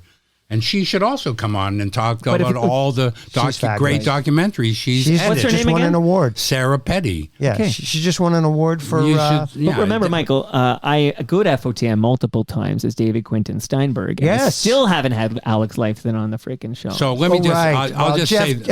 David's more connected to Alex. One of my abiding memories is, my brother played guitar, and he learned to play guitar, and he had teachers. I don't think I'd ever seen him play live, let alone sing. But one day I went to Forest Hill Collegiate, to the front lawn of the high school I'd been to, and there was my brother on stage with David Steinberg on drums and Joe Rockman on bass, and they were shredding some... The thing that used to kill me is Michael used to sing this B.B. King song. How Blue Can You Get? How Blue Can You Get? And there's only, in the chorus, he's 15 or something, and he's singing, I gave you 7 children, and now you want to give them back. And it's like... I lived hard. I had a hard life. Anyway. My first 17 years. That was pretty good singing, I have to admit. Why don't you guys make music together? What I'm hearing here. Come on. You two. Oh, me and my brother. Yeah. Because Alan's fingers are too fat to play guitar. He'll be the vocalist. All right. Before I play this song, I think this is going to be a mind blow for a lot of listeners of Toronto Mic'd. Do you like Italian food, Mr. Zweig? And I'm speaking to you, Michael. Love it. 2 Mr. Zweigs in the room. Okay. I have in my freezer a frozen lasagna courtesy of Palma Pasta. Fantastic. You're taking that home with you. And I have one for you too, Alan. Okay. Did you get one last time? I did. It was great. It was actually very tasty. I was shocked. Well, I'm saying when somebody gives you a frozen lasagna, because you're perfectly curmudgeon. You don't expect it to be that good. Yeah, but I've heard. But wait a second, I have a complaint. Just one more complaint. Is it about the pasta? It's not about the pasta. It's about the fact that if we'd been on this show 2 or 3 weeks ago, you would have had another sponsor, and we would get a Bluetooth speaker. But you weren't. But we're not getting a Bluetooth speaker, which I also didn't get the last time I was on. So if you have any 3 months on, 3 months off. If you have a Bluetooth speaker in the freezer, I'll take that. You know what? I'll see if I can slip you one. Okay, thank you. And that would be courtesy of Moneris, who are not sponsoring January's episodes, but Raymond James Canada is back for January, and their podcast that you two should subscribe to is called The Advantaged Investor Podcast. Because we have a lot of money to invest from our many Even if a little bit to invest, right? All that money he has from Ready Records and those other companies that went out of business is ready to invest. Well, you will learn how to plan, invest, and live smarter with the Raymond James. My brother owns his house outright, so that makes you a multimillionaire. Yeah, I would hardly call myself a multimillionaire. I don't know what the house is worth. In Toronto, it's not. It maybe not even $1 million, but whatever. Yeah. I'll be listening to that podcast when I get home. Okay, right away. You are going to listen to The Advantaged Investor. You got your pasta. Yeah. This measuring tape is courtesy of Ridley Funeral Home, pillars of this community. Can I ask you one more question? Why anything, Alan? I love. You do Alan. These in memoriam episodes, right? Once a month. I just saw them. First of all, have I been on the show enough that when I die, I'll be slam dunk? Even if you were never on the show, because I was a fan of your documentaries and then the other, before I met you. This is maybe how many people who are FOTMs that die are buried with Ridley Funeral Home. Do you know this as a statistic? I don't have that number at my disposal. I'll find out. You would think. Brad was here yesterday. The funeral director was over here yesterday for his podcast, You would Life's think all Undertaking.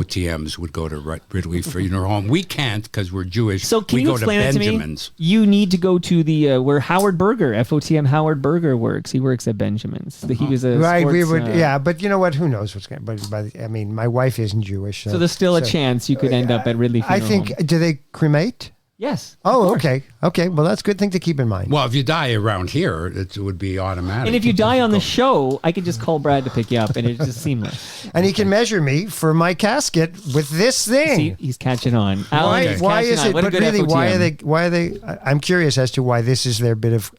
It's meant to make your swag. life better. Like it's handy, makes your life better. They want you to have a good life, and then when your life then ends, die. they want to see you. They want it back. By the way, that's another thing that we get called swag. That's right. That's right. Alan and Michael Zweig are here. Okay. But thank you. And one more shout out here. Oh, I got 2 more shout outs. Do you drink beer, Michael?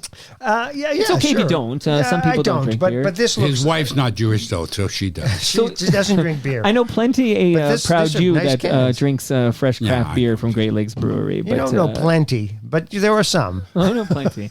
I know plenty. I noticed, okay. You know who likes a good beer is Mark Hebscher. He likes a good fresh craft beer from Great Lakes. I don't believe he was here Jewish. 2 days ago. I know he's Jewish because I co-hosted a show of him, and he Really? drops much Yiddish. Yeah, for 5 years. Called Does Hebscher David Steinberg drink beer? No, I don't think he wouldn't drink. I don't know. It's true that Jews don't drink a lot of beer. I would say. Now I'm relaying. Peter Gross does not drink beer. He's a good. Oh yeah, Peter Gross. Yeah. He doesn't drink beer. He was in that Don Shabib film. Yes, a ripoff. Yeah, I did a whole episode about Peter it. Gross. I think went to Beth Tzedek. I believe. I don't even think I'm not sure who he is. He was a Jewish guy my age who ended up on City TV doing things, and then driving he was a cab or something. He's a contemporary of mine who I think one day in Beth Tzedek we nodded at each other, but I don't think we know each other. But anyway, that was cool. Not a week goes by that I don't get a phone call from Peter Gross. I'm pretty sure. Does he drink beer? No, he doesn't drink beer because he's Jewish. Do you think Miles and Lenny drank beer? I don't know. Saul didn't really drink beer. No, Miles and Lenny. When Miles Goodwin was interviewed about all the times he lost Junos, he said he kept losing Junos to people who were never heard from again, and then he claimed he lost a Juno to Miles and Lenny. We know Miles and Lenny. Okay, I remember this. I just Miles and Lenny were 2 Jewish guys who lived in our neighborhood, and also our friend Saul Keshen, who also could be on your show. Yeah, played bass with them and also with the Good Brothers. And also one of whom's an FOTM. with Michael in a band. Now, I will say, Michael and I were both in the same band, but not at the same time. I started a punk band, because I heard that you could be in a punk band and not be able to play your instruments. So I asked all these people I knew who couldn't play their instruments, and I couldn't sing, and we started a punk band. Except you had Saul. Then we got Saul, really right? And then we got my friend Saul, who I lived with, who was a professional bass player, and we learned something that many people should learn, which is when you sound like shit, but you have a good bass player, you all of a sudden sound pretty good. Yeah. Let me acknowledge just a couple of people who are chiming in with feedback as they watch you two live. They're enjoying the show. One, Mark Weisblot. I don't know, Mark. Does he drink beer? Well, he says the concept of a Jewish cab driver is more alien today than a Jewish beer drinker. Yeah, that could be true. I mean, it wasn't exactly a non-Jewish thing to do. And also maybe in Toronto more. In the generation before me, there are a lot of Jews. The Diamond Cab was owned by Jews. Right. I got my cab from this guy, Sam Newman, who lived at St. Clair. Right. My generation of Jewish cab drivers, that is true, I guess. Also, why don't I know? It's funny. Mark Weisblot is like a guy like Perry Stern, another guy kind of around my age, who was I think he's younger than you. But yeah, like I know. Early 50s, I'd put him. No. Early 50s, that's not even close. I'm just telling you, Mark Weisblot's early 50s. Oh, okay, maybe. So maybe that's why he drinks beer. I've spent a lot of time with this man. Okay, anyway, Mark Weisblot, I know the name. I've read his stuff. But we've never met, as far as I know, unless he wants to contradict me. Maybe I picked him up in my cab. Basement Dweller is live on live.torontomike.com, and he just points out, Michael, that Santers was on Ready Records. Yes, but I don't know him either. You know what? I didn't know a lot of those guys. The Extras were on Ready Records. Do you know the Extras? Remember the Extras? Leon Stevenson and Dennis Keldy. Why do I think they did Rubber in Your Wallet? Who did the rubber? You got a rubber, and I got a rubber in my wallet. It left a circular impression. I'll Google that in a minute. Okay. Yeah, one guy. Too bad he can't be an FOTM. One time, I got a call on the radio to go to 145 Marley, where our friend Ralph Ben Murgy used to live. He should be on your show. Oh my God! And this guy got in the back seat, and he said, "I'm going to Dundas." So I started to drive to Dundas Street, and he said, no, Dundas, Ontario. And it was Long John Baldry. And I drove him to his home in Mars didn't talk about Dundas, him often. Ontario, and I don't believe we talked at all. Okay, so the extras. He didn't try to the lay band no behind boogie Circular woogie on Impression, 1981. I used to hear it all the time. Oh, on okay. I don't remember. CFNY. I remember they had I Can't Stand Still. That was the song that I think of the extras. One more from Basement Dweller before I play that hockey clip I've threatened to play for the last 25 minutes is he says, this is the best episode of 2024 thus far. And this is the third episode of 2024. That means you beat, though. The bar is low. Okay. But you beat the aforementioned Mark Hebscher, who was here on Tuesday, and yesterday, Ed Keenan from the Toronto Star. Wow, Ed Keenan is a very interesting guy, and so. But maybe this basement dweller, like myself, doesn't give a fuck about sports. So maybe that's why. That's why Mark Hebscher is a great broadcaster. But how many minutes can you spend talking about a guy who was maybe going to come to Toronto but didn't come to Toronto? Like that's not, That's like a non-event that you guys thought this Ohtani was going to come here. Oh, is this a sports thing? Didn't come here like a leaf or something? That is something I do like to talk about. But again, he was going to be a Blue Jay and he ended up an LA Dodger. But it was a big moment. If you cared at all about the Blue Jays, it was a big thing for a while. But just quickly, did I miss this? Maybe so much going on right here, and we're going to get back to that so hockey much clip. Interrupting. Did you suggest that Ralph Benmergui should be on Toronto Mike? Yeah. Yes. So Wise Blood's enjoying that sentiment only because I used to produce Ralph Benmerguy's podcast, and he's been on like a half dozen times. Like he's on diehard FOTM. Ralph really? Benmergui. Okay. Well, see, that's in the period before.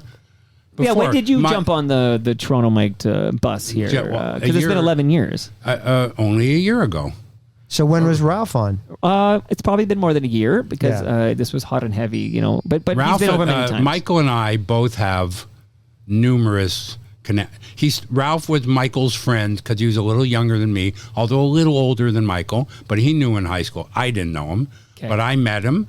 I even let him use my waterbed for a week while I was away. Wow. And then we made a couple of films together, but he's traditionally more Michael's friend. Yeah, we were very, very good friends for a while. But he's in two of my films, one of which was good. Okay, I'm going to play a trailer from one of your films because it's going to tie to your brother Michael, who's here making his Toronto Mike debut. But first, I promise to play a song that fans of hockey in this country will know.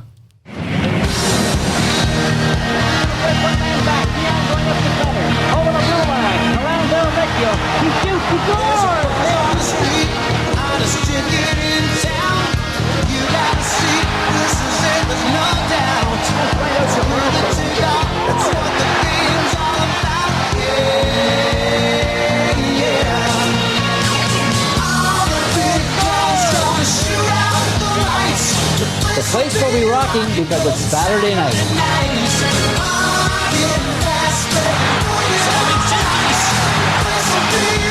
Because it's hockey tonight.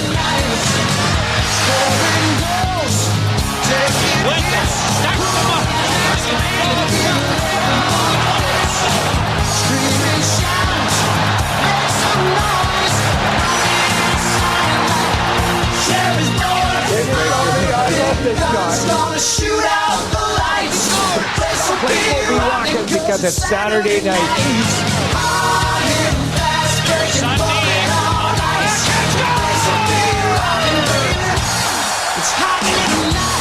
Welcome to a commemorative edition of Labatt Saturday Night. For the last time from I don't Maple believe Leaf I've Gardens, ever heard that. here's Ron But McLean. somewhere in all that noise, I heard my brother's voice. Yeah, no, that's me.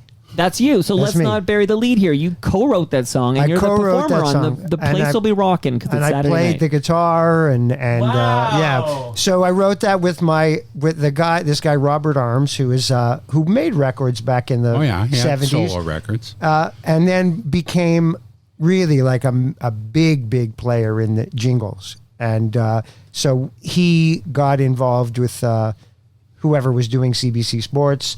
He wrote the lyrics, and then I wrote the music. And you sang it. And I sang it and I played guitar. But then there's another version now. They got, I think Divine Brown sang a kind of but I think it's dead now. Like that. No, but it ran for you don't years. hear it anymore. Yeah, you don't hear it anymore. But it was great. That I can tell you by the reference at the end there that was the last game at Maple Leaf Gardens, which was 1999. Wow. I want to say that version was played, that like extended version. Now I know Alan here doesn't care about sports. Do you like sports? No. But here's the funny thing. Okay, he cares less. No, I don't care about sports. But so there's this one, and there's a thing that I wrote. Same thing with Robert and my partner Danny. Then for Global, they had their own where they had weekly games, not Saturday night games, and it was called Go Leafs Go. I think Mark Hebscher was one of the guys who would interview players between intermissions and stuff. But here's what I'm saying about not. Alan knowing says sports. enough sports. He's tapping. No. I'm going to say that they wrote it, and it was like when they. Can you sing it for me? The Go Leafs Go. Yeah. I can't. I can't remember. Disappointing. Go Leafs go. That was the chorus. The boys are back, you know. But anyways, there was all these names because it was all written about the Leafs. Like this one is just hockey. Yeah, right? This is a national broadcast. Yeah, so the one you're talking about is for regional, but the Leafs. Yeah. Broadcast. So we would change it every once in a while to put in a new guy. But for me, it was like a Swedish guy singing. Like it was all phonetic. Like who's that? I don't know who that is. And they're like, you're saying his name wrong. Matt Because I've never fucking heard. Yeah, right. I didn't know any of these guys. So this is a sort of interesting thing to me to even think back on this. Mm-hmm. Michael and I are 2 of 4 children. Okay. We had an older sister who passed, and then me. Then we have a sister between us, Netta. She could also be on the show. And then Michael. So sounds like you want your own show. My father was into sports, and my father and I did share sports. My father had season tickets to the Argos, and I went with him. Okay. And my father would get me a ticket to a hockey game every year on my birthday. I was at Maple Leaf Gardens when Daryl Sittler got 10 points. 10 points. Wow. Because it's like February, I'm February 6th, and that happened Historic February night. 4th, whatever. There is that whole story about how the older kids and the younger kids are treated differently when the parents sort of get a little... that didn't happen in our house. There was this comedian I loved who said that his older brother was treated like very strictly, but by the time he was a kid, it was basically no heroin in the living room. But in our house, I don't think that was true. My father was a little bit true. But anyway, Michael, I don't know, just made it clear, no, I'm not going to an Argo game. No, I'm not going to a Leaf game. So I did go to some, but I didn't. I did pay attention to sports until my early 20s when I went to India a couple of times, and then you come back after 2 years and you don't know who the fuck anybody is. And after that, it was like I couldn't bother catching up, and I stopped paying attention to sports but I did. And that's why a lot of these names you mention, I kind of vaguely know, but I don't know anybody that, Okay, so we'll move on from sports, but I just want to share a quick story. So Mark Hebscher was here Tuesday. This is for the people who do give a shit about sports. So Hebsy was here. I call him. Hebsy was here. And he says to me, Mike, I'm leaving your house to go visit Doug Gilmour. Do you know the name Doug Gilmour? Yeah, of course. Of course. Yeah, I said his name phonetically in one of the other songs.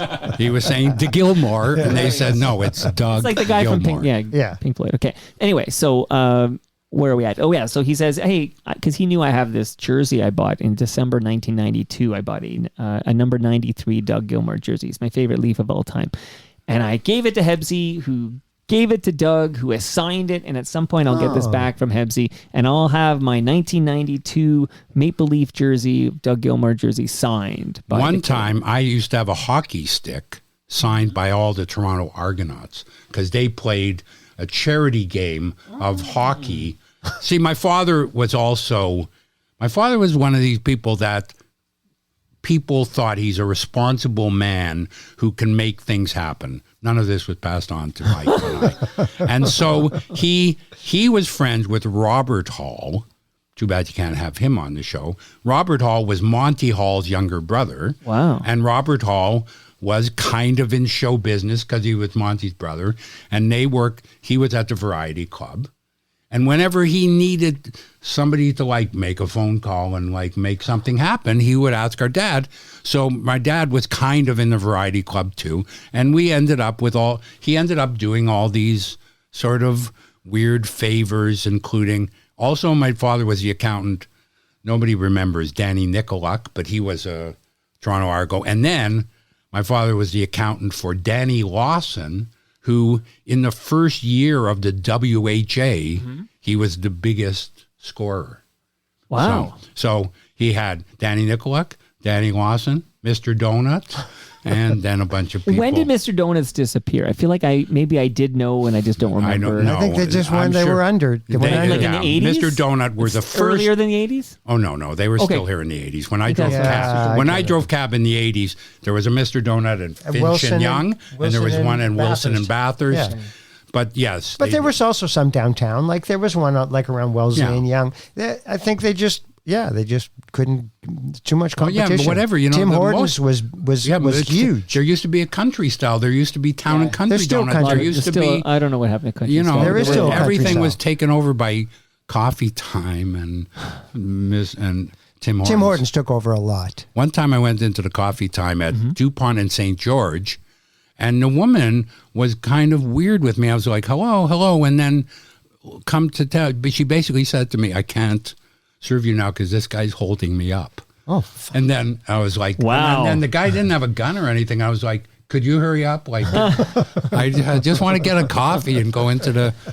Anyway, I'm going to play a trailer, and I did when Alan Zweig was making his Toronto Mike debut. We talked about this film. We've actually referenced it already in this episode, but you two kind of work together, so I want to talk about this. And then I want to find out, Michael, this is like a teaser. I want to find out what's your next project? Like, what are you working on? But let's revisit previous project. Are you trying to wrap things up now? Not necessarily. Okay. Oh. They weren't really better than everybody else. But it was that when you had a Jewish comedian, he was damn good. The comedians of our world were basically Jewish. I don't even know what you're asking. No. It's that rhythmic. Right. Pausing. It's the stereotype that's funny. The history of 20th century humor is Jewish. Period. That's what we're missing, is just the accent. We're the same people. Wait, you're talking about why Jews are funny, and you haven't talked about Jewish mothers yet? You're either saying Jews aren't as funny as they once were, or Jews are funnier. Both are wrong. This is Jewish. This is very Jewish. So basically, you're making a film because you feel guilty. I don't know that we can solve all your problems. What's the thesis of this whole piece? Are you listening to me? Because I'm wasting my time if you're not. It was sensational. That was Howie Mandel at the end. Yeah. Man, I remember, I'm just going to tell. So we were going to LA to interview these old comedians mostly. And I asked Perry, why don't I remember Perry's last name? But Perry was a comedian and a producer of their vintage who knew them all.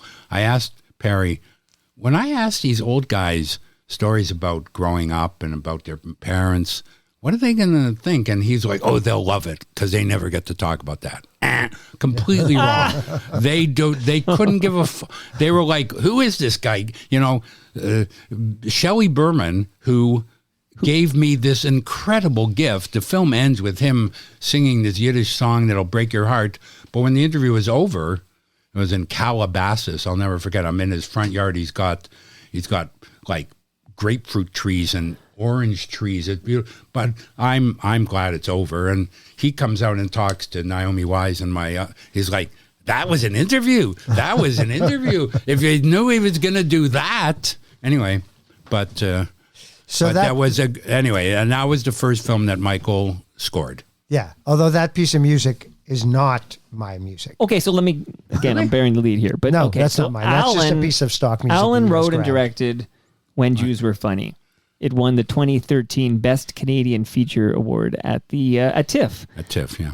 And you did the score. Yes. Okay. But I didn't do that trailer score. Okay, I didn't know. Yeah. Okay. Okay, But that's a you common scored, thing that the you trailer scored, Michael, you scored when Jews were funny. Yes. And how'd you get that gig? Did you know anybody? Yeah, I knew somebody. Yeah. You know, I begged. but he has scored my last. There is a house here. There's a house here. Coppers Records. Records. Yeah. He's my permanent composer. I'm the new guy. All right, don't tell Maneras. I don't think anyone at Maneras is listening, but I am giving you a wireless speaker, even though I'm probably not allowed to do this. I'm Thank probably you.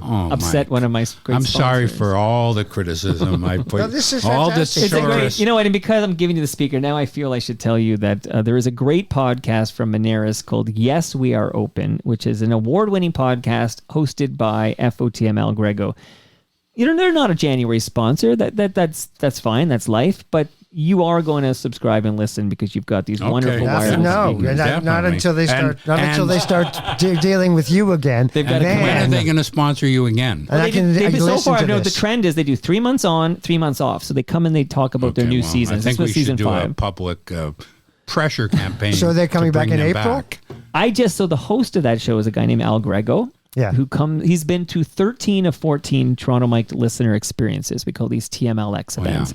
You two should come to TMLX 15. We all gather at Great Lakes Brewery. You don't have to drink beer, but we gather at Great Lakes Brewery. It'll be in late June. I'll give you more specifics. And it's just a collective, like listeners collect. I would have come to the last one if I don't want to get into this story. You can bring me back to tell the whole story of how I got my driver's license suspended.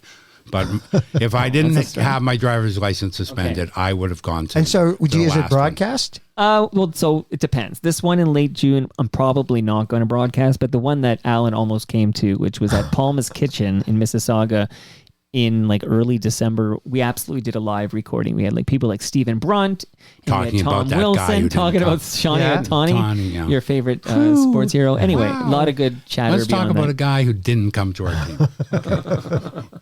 It was only the night before. I was very excited. We were very excited by all of this. You know, what's the name of the guy? The guy that did come to the Leafs lives in my old neighborhood, where my old house. He lives in John Tavares. He lives in Roncesvalles neighborhood where I used to live, and he's probably John Tavares. Yeah, he's supposedly very good at on Halloween. He's very generous. Seems like a nice guy, nice man, John Tavares. Shout out to Roncesvalles. What neighborhood do you live in, Michael? Kind of like Riverdale East, around Jones and Danforth. He's being coy. He lives in the Pocket. I live in the, I don't know who knows what the Pocket is. The Pocket is like became a desirable famous neighborhood. It's a desirable neighborhood. Accidentally, that's why you're a multimillionaire. Yeah, well, we've established. You know what? We couldn't. That was the East End was the only place that was affordable 25 years ago when my wife and I bought our house. I'm actually here because when my wife and I bought this house over 10 years ago, this was like a pocket that hadn't yet. And it still hasn't really come up, but it could. No, but we feel were like driving this house here is today. Probably $1.5 million. I said to my brother today. Oh, okay. Well, I told my brother today that I keep saying this. You know, there's all these complaints from my friends who are artists of all the neighborhoods like the Warehouse District. They move up to Ossington and DuPont, then that gets gentrified. They got to move somewhere else. Right. Someday, all Toronto artists will live out here in Mimico, and it'll be the new Brooklyn, and it'll be groovy as hell. And it's right near the lake, and it's nice. It's very nice, here. But it is. He's never been here. I used to come to the Vinyl Museum. Used to have a outlet at Islington and the Lakeshore, and then they're still there. No, they're called Vinyl Village, maybe, or something. No, it's a whole. That's a whole other. No, that guy. You should have that guy, the Vinyl Museum guy. Anyway, yeah, I'm very familiar because I drove cab in Toronto for 20 years, so I know everything. But I have a name for you, Alan. Okay, so the name you've been struggling to come up with is Perry Rosemond. Oh, Perry Rosemond, yeah. Perry Rosemond. So he was he produced Super Dave. He produced the John Byner show. He produced John Byner's an FOTM. Wow, I didn't know. He did. Right. He produced. He's gone, right? Who? John Byner? He's still with us. Really? Okay. Yeah. We haven't had him in a memorial episode of. You should have Perry. He's still with us. You can find Perry. You're thinking of Bob Einstein died. Yeah. I know. I thought John Byner. Okay. King of Kensington. Follow That Bird, as you mentioned earlier. That's a Perry Roseman. And I found out from Mark Weisblot that he's 87 years old and he's still with us. Yeah, Perry he Roseman. lives on Russell Hill Road, when you're like, yeah, I'm not. I know, I'm near not the telling Casa you. Loma. Yeah, I'm not telling where the exact number. I have a there, client who lives on that street. Very, very nice. Yeah, anyway, one. Perry was, he should have been in my film. Like, he was a very funny old guy. But anyway, Perry Roseman, yeah. Very good. Hello to Jeremy Hopkin. Hello to Moose Grumpy. Hello to Ian Service. These are just people who haven't been chiming in. Andrew Ward is here, and we've already been talking about basement. People are watching. Like, where's the camera? I don't know. Right there. So it's sort of like I don't know where to put the camera down here where all three of us get in the same shot. I'm glad I'm not in the shot. You're but although this by, is not my best side. You're blocked by... wow, that is so cool that people watch the live feed. Like, that's crazy. So before I mop up here, and Really? I will say this, that Alan, you're welcome back anytime. I like that you challenge me on these things. I know we're not talking about Buffy, but I like that you talk to me about Buffy. I like that you'll say, this is not nice to Randy Bachman. Whatever, we screw up something about... the thing about, I don't know if you know this, Mike, but people who listen to the Toronto Mike show, they're not listening for the guests. They're just listening for you because you are you're a character to them. It's more like a fictional movie in which this character we're getting to know is going to, like, a guy's going to come on the show and say, please, there's only one thing that I don't want to talk about. And we're all going to sit there and just wait for the time when Mike, not only he says, look, I know you don't want to talk about this, but I have to bring this up. And then when you say, I don't want to talk about it, Mike doesn't go, okay, I'll stop talking about it. He'll like, no, now I'm going to double down. No, we're not talking about Buffy. It more. No, I'm just talking, whatever. Like, sure. So that I enjoy listening to the show and seeing how is this person going to mix with this character, Toronto Mike, that we're getting to know. Have you ever heard an episode where it was like oil and water, like we just didn't mix?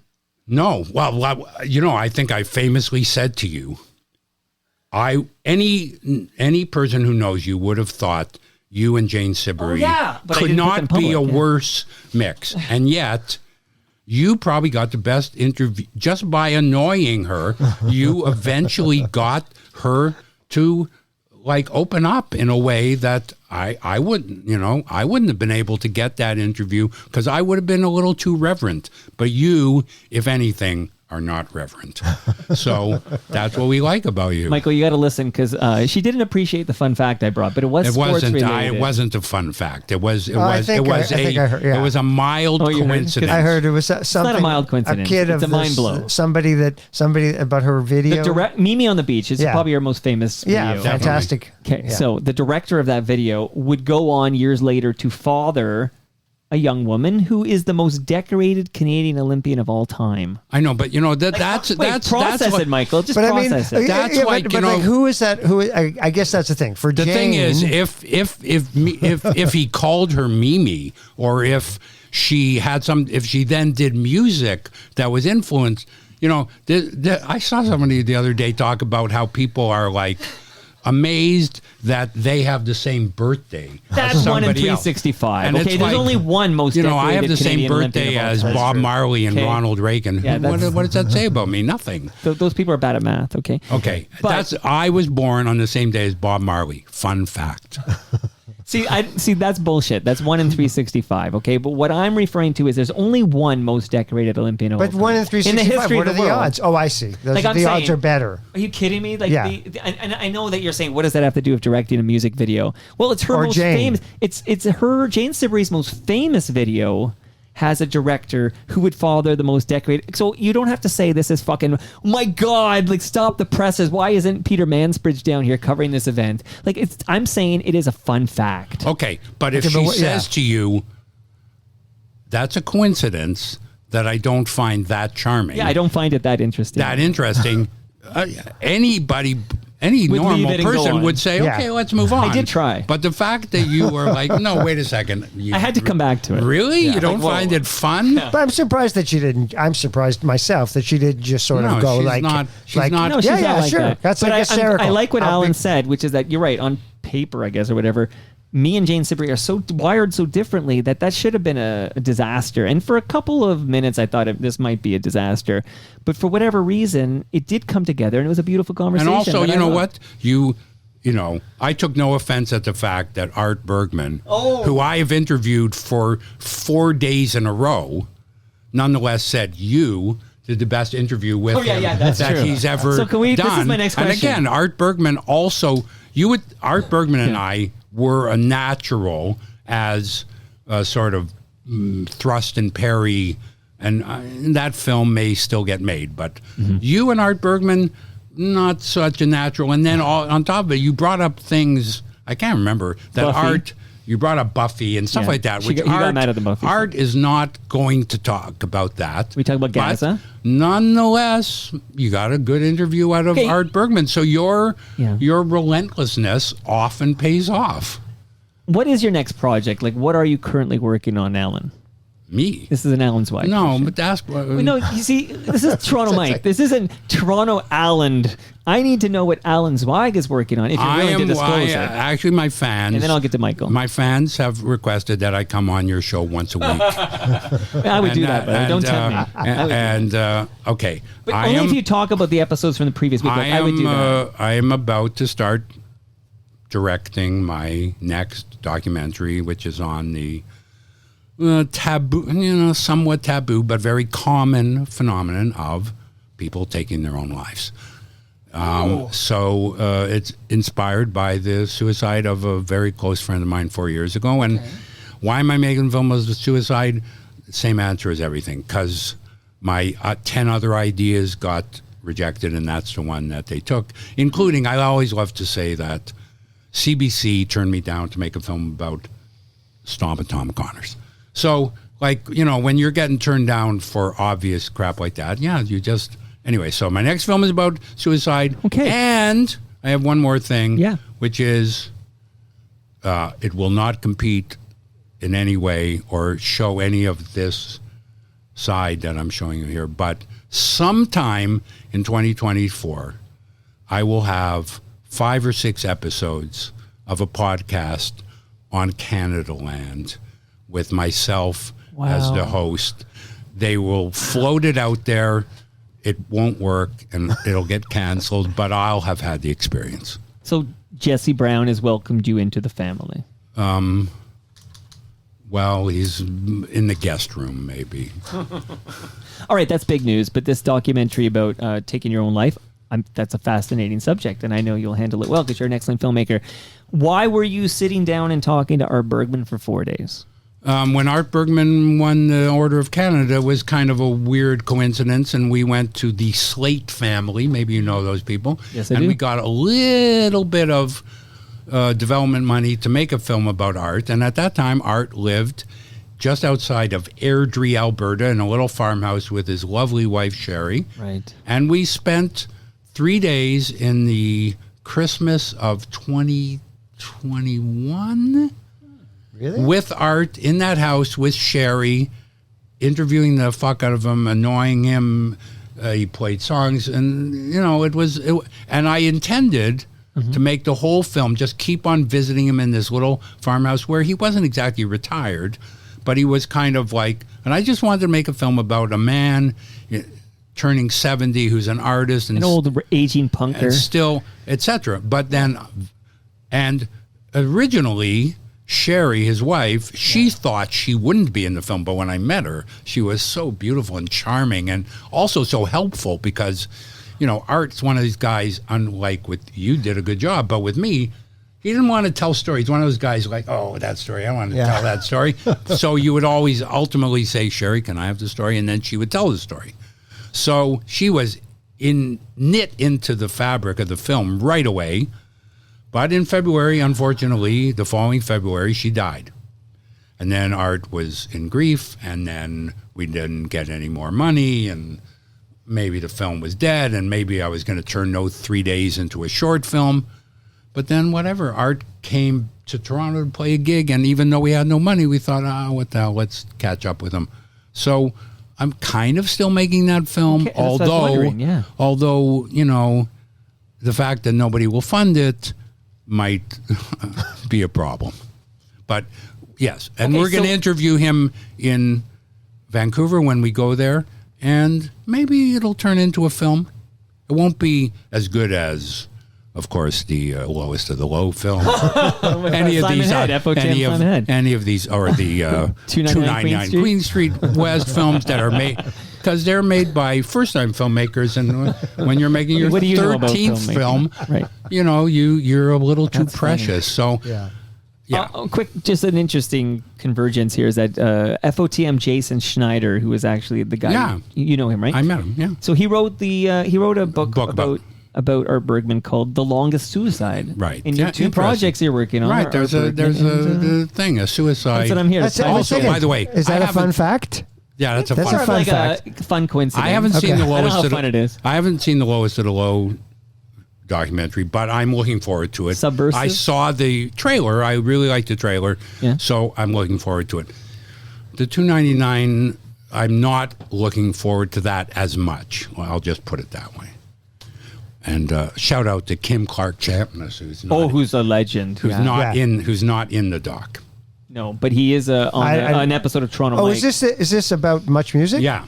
Oh, okay. So Michael Williams, I see him. He comes and DJs for Frogs gigs. So I heard about this. He's been over. He came over twice. Yeah. He's a friend of Jeff Jones. You should ask him about Jeff Jones as well. This is what I'm glad we're having this time. Should I have recorded this? Because this is good stuff. You're not recording anymore? I'm still recording. So what's Michael? Ask Michael what he's doing next. Yeah. Why are you telling me? Come on, Alan. Listen, this is Toronto Mike still. I am, of course, going to close with Michael. Nothing. I just wanted to ask you one more question, Alan, which is since you spent so much time with Art Bergman and you're possibly working on a project, who knows what it will come of that footage. What did you personally think of Art Bergman's appearance on Toronto Mike that he deemed the greatest interview? I thought it was the best interview he ever did, but I'm just saying, I know I talked too much, and you didn't get to talk to my brother at all about Burton Cummings. Okay, well... Okay, whatever. I assure you, this is the deepest Michael Zweig dive that's probably happened in some time. I mean, I don't know. Way deep. Right? Yeah. Okay. Tell me anything I've left on the. This is not on actually, but Burton Cummings. I've knocked over it. So that's what I'm doing. Burton That's what Cummings, I'm doing next. What is your upcoming project? What are you working on, Michael Zweig? I'll work on Alan's film when it's done. Does he make you audition for these gigs or slam dunk? Not anymore. Sometimes used to. And then I'm working on. Burton has an album coming out, so we're still working on that. And other than that, I don't really know. I mean, I wait for things to come to me. When they do, like I said, I don't do any more advertising. I play mostly. I don't do as much composing as I'd like to do. But most of the time, I'm just playing gigs. Amazing. Yeah. Amazing. And also, Burton Cummings, let's face it, has written some great songs. Yes. And nonetheless, on Burton's new record, which he could write all by himself, he asked Michael to write some bridges. And I wrote a couple of bridges. He's a legend. Songs. He's a fucking legend. He's a fucking legend. Yeah. Again, this Trans-Canada Highwayman, Stephen Page does Undone. Yeah. And there's a little tribute he does about like the great voice of Burton Cummings. That's a classic song. He was one of the greatest rock singers in the world, not just in Canada. He was a truly great singer. Yeah, absolutely. He was some of that stuff. And if you go see the Guess Who now, you will not hear that voice. But that's a whole separate episode. Yeah, that's all bullshit, right? There's a lot of stuff going on there. I can't comment a lot about it, but I stand behind Burton for sure. In that it's crazy that those guys. I think it's crazy that those guys are just saying we're the Guess Who. Yeah, but you know it'll come down to a legal thing where if there's somebody who owns that name, right? Is it the drummer? No, I don't know who owns it now, but the bass player ended up sort of copywriting the name at some point. Yeah, but if you own the name, you can tour under the name. I think that there's new rules. It's bullshit, but it's probably legal bullshit. I think that there's some rule about. I think there's some kind of new thing like they call it the Drifters or the Platters rule. Because there were those bands. They were out. There's multiple. At the same time. In fact, I played with the Platters. Okay. Not only that, but do you know that Gallagher used to send out his brother Also as Gallagher comic? Because how much if you were bald and you smashed a water balloon. Wow. I wasn't sure that he sent him out or whether it was that his brother was pissed. Oh no! When I went to see Gene Pitney at Roy Thompson Hall, and they said opening for Gene is Canada's greatest impressionist, Bob Little, and then Rich Little's brother came out, and he also was doing Rich Little's act. So you should have him on. Here's the big question for Michael Zweig before I play some of Alan's favorite band, Lowest of the Low. When will Burton Cummings be in the Toronto Mike basement? Wow, that's it. He's not. Doesn't live in Toronto. He lives in Moose Jaw. You know what? I zoomed for Randy Bachman because he was in. I think. Listen, I'll ask him if you want. Yeah, of course. I would love to talk to Burton Cummings. And here's this. I pledge not to fact check him unless Robert Lawson tells me we have to do it. No, he doesn't. He doesn't. Burton doesn't. He's straight. Exaggerate. He's straight up. No, he's all facts. Yeah, no, he doesn't. He doesn't. No ham. Yeah, absolutely. But I'll have a word with him. I would appreciate it. I'm disappointed this is over. This was so much fun. But you'll be back. I have no doubt you'll be back. And we went for an hour and 50 minutes, and that's good. And I got to say, what an interesting career you've had, Michael. And it was a pleasure getting to know you. You too. Was hoping for more hair, but.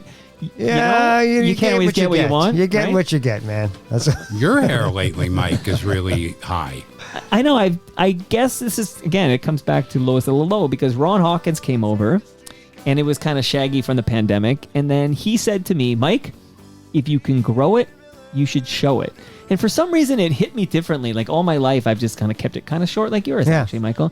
And I was like, yeah, like if I can grow it, I should show it. So I'm actually kind of leaving it alone on top to see what happens. I'm curious what will happen. Yeah, well, I can tell you mine would not look like that.